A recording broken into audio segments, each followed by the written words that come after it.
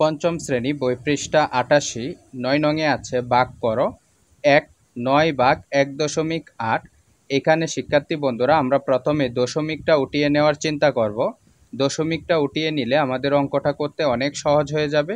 তাহলে ৯ গুণ, এখানে একটু স্পেস জায়গা রাখছি, ভাগ ১.৮ গুণ, এখানে শিক্ষার্থী বন্ধুরা দশমিকের জন্য সবসময় একটি ১ দিতে হয় এবং দশমিকের পরে যতগুলো সংখ্যা থাকবে ততগুলো শূন্য দিতে হয়। এখানে একটি সংখ্যা ভাজককে ১.৮ দ্বারা গুণ করব, অনুরূপভাবে আমরা ভাজ্যকেও ১০ দ্বারা গুণ করব। তাহলে ৯ দ্বারা ১০কে গুণ করে ৯ দশে ৯০ এবং ১.৮কে ১০ দ্বারা গুণ করলে এক ঘর ডানে চলে যাবে দশমিক, তাহলে পূর্ণ সংখ্যা হিসাবে ১৮ হবে। এখন আমরা ভাজ্য পেলাম ৯০ এবং ভাজক পেলাম ১৮। ১৮ দ্বারা ৯০কে ভাগ করব, ৫ ১৮ ৯০। ২-এ আছে ৭২ ভাগ ১.৫।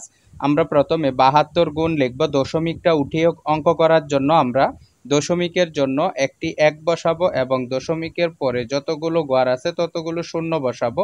অনুরূপভাবে ভাজ্যের ঘরেও আমরা ১০ বসাবো এবং ১০ দ্বারা ৭২কে গুণ করলে ৭২০ ভাগ ১.২ গুণ ১০ গুণ করলে এক ঘর ডানে দশমিক চলে যাবে, তাহলে পূর্ণ সংখ্যা হিসাবে ১২ পাবো। ১২ দ্বারা আমরা যদি ভাগ করি ৬ ১২ ৭২, শূন্য নামিয়ে নেব। ১২ দ্বারা শূন্যকে ভাগ করলে ০ বার ভাগ যাবে, তাহলে ১২ ০ ০, উত্তর পাবো ৬০। ৩ নংয়ে আছে ১২ ভাগ ০.৪। তাহলে আমরা এখানে দশমিকের জন্য একটি ১ দেব এবং দশমিকের পরে একটি ঘর আছে সেজন্য আমরা একটি শূন্য বসাবো। ভাজ্যকেও আমরা ১০ দ্বারা গুণ করব, তাহলে ১০ আর ১২ গুণ করলে হয় ১২০। ৪ দ্বারা ১০কে গুণ করে এক ঘর ডানে দশমিক চলে যাবে, পূর্ণ সংখ্যা হিসাবে ৪ পাবো।